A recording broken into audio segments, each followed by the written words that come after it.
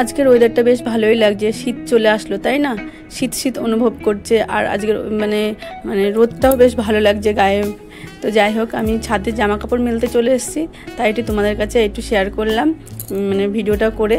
তো যাই হোক, আমি সোমা গোকুল মানুর পরিবার থেকে আবার একটি নতুন ভিডিও নিয়ে চলে আসলাম। তোমরা আমার পাশে থেকো, সম্পূর্ণ ভিডিওটা দেখে পারলে আমার চ্যানেলটিকে একটু সাবস্ক্রাইব করে দিও। তো তোমাদের ভালোবাসা খুবই প্রয়োজন।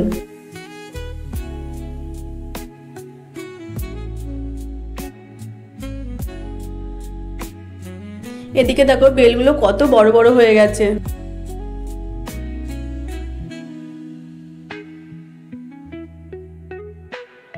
আর এদিকে দেখো আমাদের বেল গাছটা বেলগুলো কত বড় বড় হয়ে গেছে, কি ভালো লাগছে।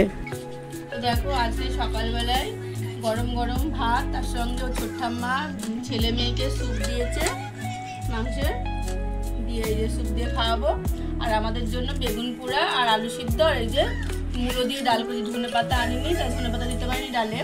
আর দেখো না বেগুন পোড়াটা কয়টুকু হয়েছে, অত বড় বেগুনটা একটু একটু হয়েছে পোড়ানোর পরে। তো পেঁয়াজের দিয়ে এই দিয়ে হয়ে যাবে। শীত পড়ে গেছে তাই না, ভালোই লাগে খেতে। তোমাদের কেমন লাগে অবশ্যই কমেন্ট করে জানিও। তো এই দেখো এদিকে কুমড়ো ভাজা বসিয়েছি, কুমড়ো আর আলু ভাজা, গোল গোল করে আলুগুলো কেটেছি। ওর বাবার জন্য আলু ভাজছি আর আমাদের জন্য কুমড়ো ভাজা, কারণ ওর বাবার পেটটা খারাপ তাই আর কি কুমড়ো ভাজা দেবো না। আর সকালে তো জানো ডাল হয়ে গেছে। আর এই যে এদিকে কাঁচকলা আলু দিয়ে মাছের ঝোল হবে, আলুটা প্রেসারে সিদ্ধ করতে দিয়ে দিয়েছি হালকা একটু। আর এই মেয়ের জন্য ডিম হবে, ডিমের অমলেট। আর এদিকে এই যে বাটা মাছ আর কাটা পোনা দুটো পেটি নিয়ে এসছে পিস, এইটা হচ্ছে ছেলের জন্য।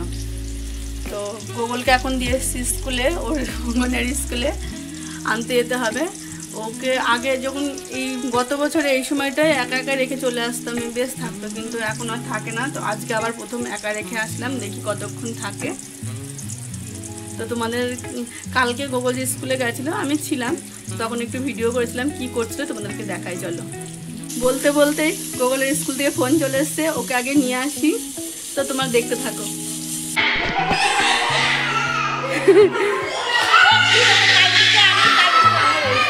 ঠিক আছে, আমার নাম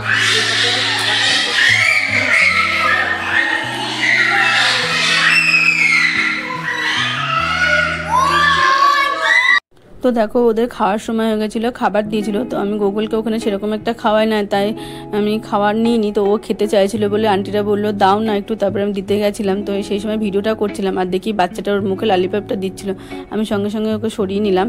আর এদিকে কী বলতো বৃহস্পতিবার ছিল, গোকুলের হেলতে যাওয়ার কথা ছিল, আমার মনেই ছিল না, পুজোর পরে দেওয়ার কথা ছিল।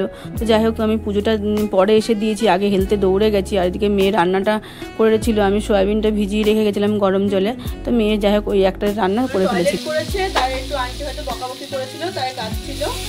বকাবকি বলতে কি মানে কিছু একটা হয়তো বলেছে, যাই হোক ছেড়েছে, আমাকে তো বললো না। তো যাই হোক এই যে বাবার জন্য কাঁচকলা দিয়ে আলু দিয়ে বললাম না, এটা সবার জন্যই করছি। তো বাবা না কাঁচকলা খেতে ভালোবাসে না, যেহেতু ওই যে কালকে সারাটা রাত্রি পেটটা কামড়িয়ে কামড়িয়ে শুধু পটি হচ্ছিলো দেখে বললো কাঁচকলা দিয়ে মাছের ঝোল করো, তাই এই মাছের ঝোল করছি। তাই হয়ে গেছে, বাসন টাসন মাজবো, স্নান করবো আর অনেক কিছু। আর আমার এই কাপড়টা দেখে ভেবো না সকালে একরকম এখন একরকম, এটা কিন্তু না, কারণ হচ্ছে গোগলকে স্নান করাতে গিয়ে আমি ভিজে গেছিলাম। তো এইদিকে দেখো আমার মেয়ে এই জামাটার উপরে আঁকছে। তো এই জামাটা আমার ননদের মেয়েকে দেওয়া হবে, এই নিয়ে অনেক গল্প আছে, সেটা তোমাদের সঙ্গে বলবো। জামাটা যখন সেলাই করেছি সেটার ভিডিও তো করে রেখেছি, সেটা দেখাতে থাকি আর বলতে থাকি। চলো ততক্ষণ এঁকে নিক জামাটার উপরে, কারণ ও ক্যামেরার সামনে বেশিক্ষণ থাকবে না বলেছে। কথাটা হলো এই যে এই জামা দুটোর মধ্যে লাল সাদা যে জামাটা বানাচ্ছি, সেই জামাটা হচ্ছে আমি পুজোর আগে কাটিং করেছিলাম। তো বাচ্চাটা হয়েছে আজ 3-4 মাস হয়ে গেল, এখনও পর্যন্ত ওর বাড়ি থেকে দেখে আসিনি, ওই উল্টে এসে আমাদের দেখে গেছে। তাই ওর মা একটু রাগ করছে, হ্যাঁ মামিরা যাবে কি না, উল্টে আমরা এসেছি। আসলে জানোই তো তোমাদের ভিডিওতে বলেছি এটা ওটা কাজ থাকাতে হয়নি, গেলে যাওয়াই হতো। যাই হোক যাওয়া হয়নি, আমাদেরও খারাপ লাগছিল, ওর তো খারাপ লাগবেই। তো জামাটা গতকালকে আর কি আমি না পেরে বললাম না, এবার যখন এসছে এটা দিয়েই দেবো, তাই হচ্ছে জামাটা সেলাই করতে বসে গেছিলাম। দুটো জামা কালকেই সেলাই করেছি। তো আজকে তো দেখতেই পেলে মেয়ে আঁকতে বসেছে।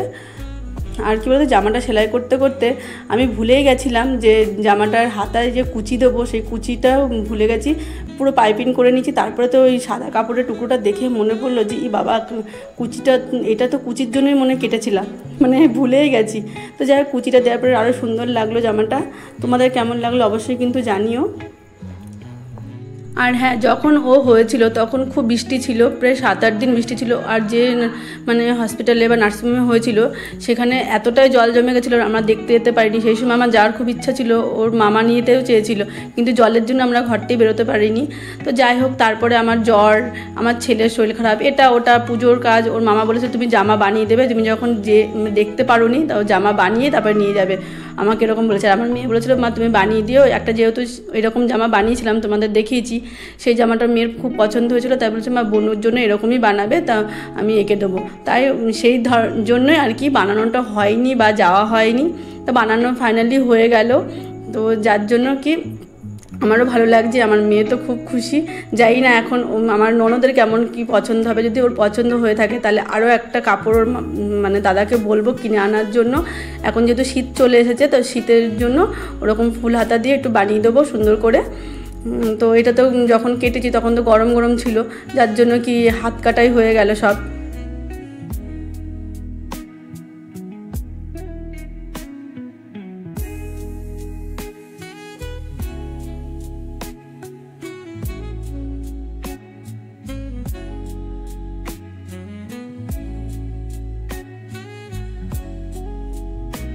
তো দেখো আমার মেয়ের জামাটা আঁকা হয়ে গেছে। তো কেমন লাগছে অবশ্যই কিন্তু কমেন্ট করে জানিও। বারবার বলছি কথাটা, যেহেতু মেয়ে এঁকেছে, আর আমার খুব ভালো লাগছে। আর ওর বাবার তো খুবই ভালো লাগবে, মানে বাচ্চার মামার তো আরো খুশি যে মেয়ে এঁকে দিয়েছে আর মানে আমি সেলাই করে দেবো, ওর চাহিদা ছিল, যার জন্য। আর দেখো এই জামাটাও দেখো কত সুন্দর লাগছে, এটা দিয়ে তো আরো সুন্দর লাগছে।